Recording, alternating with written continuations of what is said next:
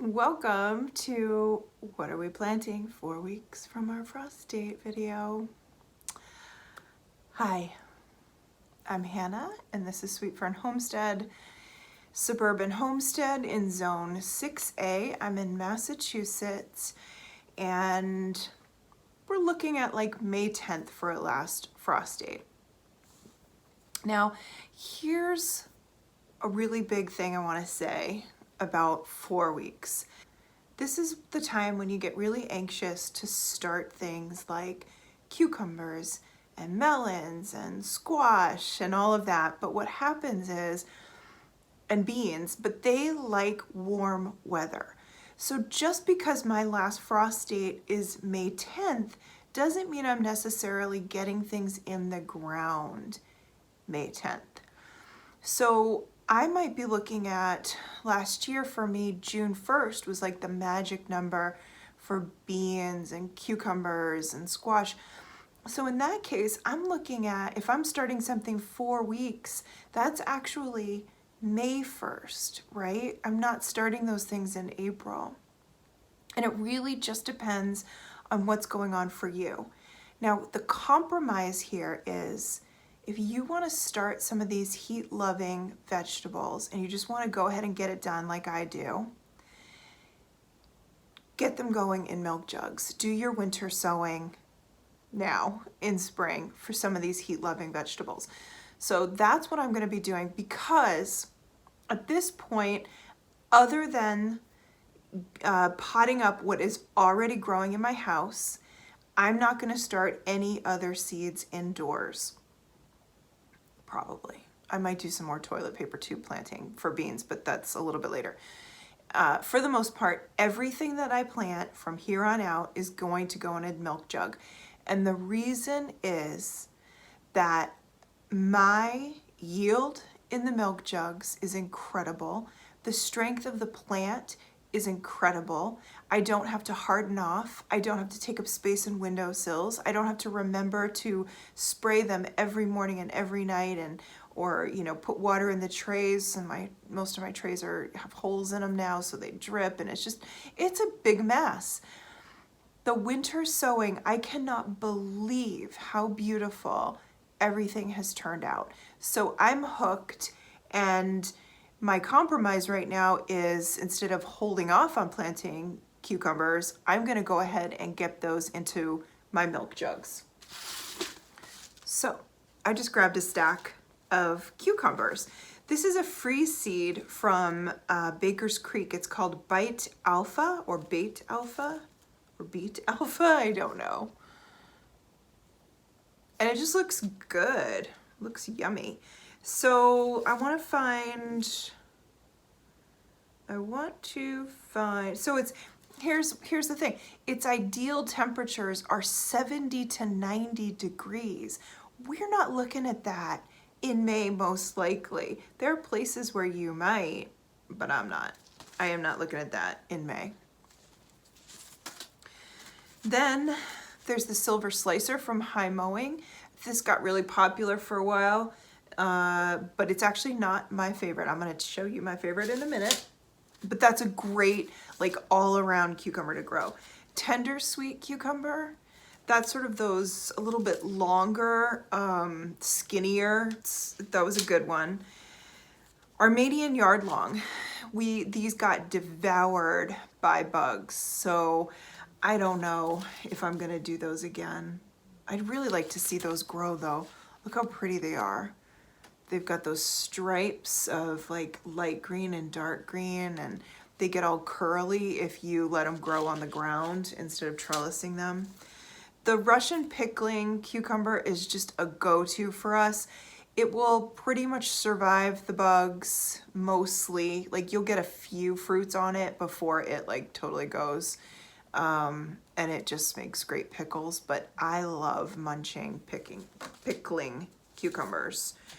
I'm also going to start my Mexican sour gherkin. I'm going to start those in the milk jug as well. And where are the days on this? So this is 67 days, this one. And then my salt and pepper, 49 days, this is my favorite cucumber. Salt and pepper. There's no seed, there's no picture, but this is from Johnny's. There's 250 seeds in here. I must have done that because I like them so much. I like them so much. So what you're going to notice on the cucumbers, it's not 3 to 4 weeks before last frost. It's 3 to 4 weeks before transplanting.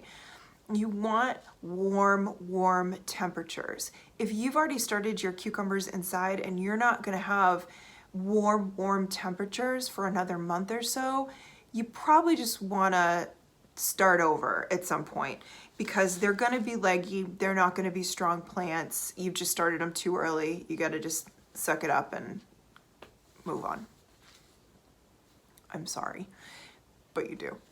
But you do what you want, because we break rules all the time here, so you go for it. You might have unexpected warm weather, and you can do this. My plan is the peas grow up on the trellis, right?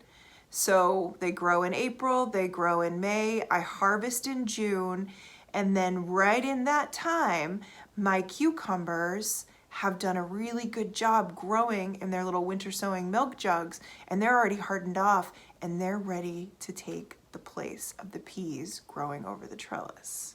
You see how that works? So we're not trying to grow peas and cucumbers at the same time, we're trading off space. That maximizes the amount of food we can get. If you try to cram everything you're growing into your garden after your last frost date, you won't be able to have the successions of food that actually keep you fed. All right, salt and pepper, it's my favorite. Go check it out. Super excited about that.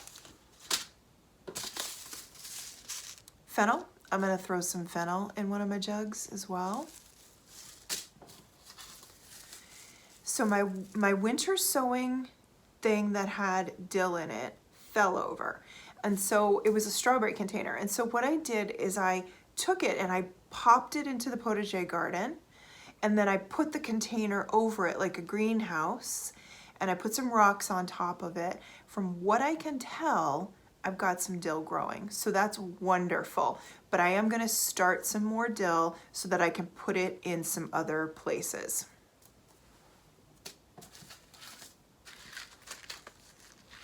Lettuce, you're gonna keep direct sowing lettuce outside.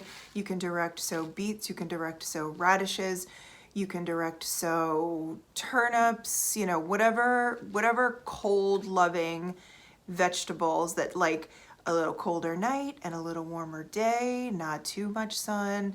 This is a great time. Spring is a great time for these veggies.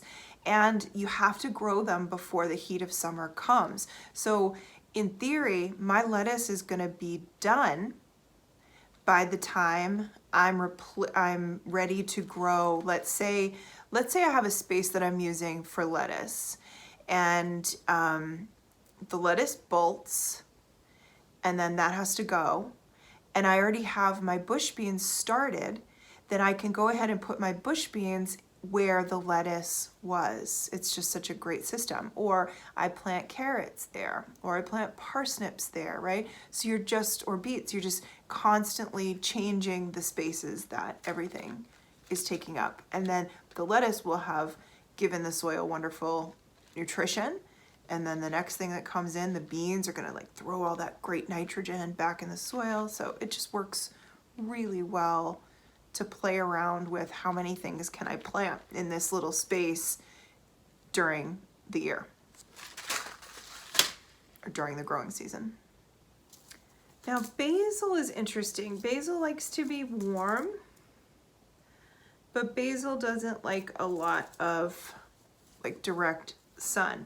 So it's a great understory. It's a great companion plant to plant with something else. So you'll see people will plant basil and marigolds with tomatoes. The tomatoes provide a little bit of shelter. The marigolds help keep bugs away, and then the basil grows, and it's a wonderful complement to tomatoes when it's time to harvest them. So with the basil, I'm actually gonna go ahead and get 3 varieties started in the milk jugs. just assuming that they will germinate when they know that it is time for them to germinate. I'm gonna do just your classic Genovese basil. That's from Fruition. Seed Savers Thai basil. And then my favorite, Tulsi basil, holy basil from Johnny's. And then, you know, if that doesn't work, if it somehow for some reason doesn't, you know, pan out, then I can always start the seeds in a different way. But from what I've seen, the milk jug thing is working so well. And then the last thing is I have this lemon balm that's a mandarin lemon balm. And, you know, could have been started quite a while ago, but I just happen to have it now. So I'm gonna also pop that into a milk jug. Now I can tell you, I did get my peas planted. I have planted some lettuce. I have planted some radish. I planted my asparagus and my strawberries. I did not plant my potatoes. Despite my video saying that it was time to plant potatoes, despite the fact that my potatoes are so hurting right now that they need to get in soil, I didn't plant potatoes. And I didn't do it because I'm trying to figure out what soil to dig up to add to the compost to put in the grow bags.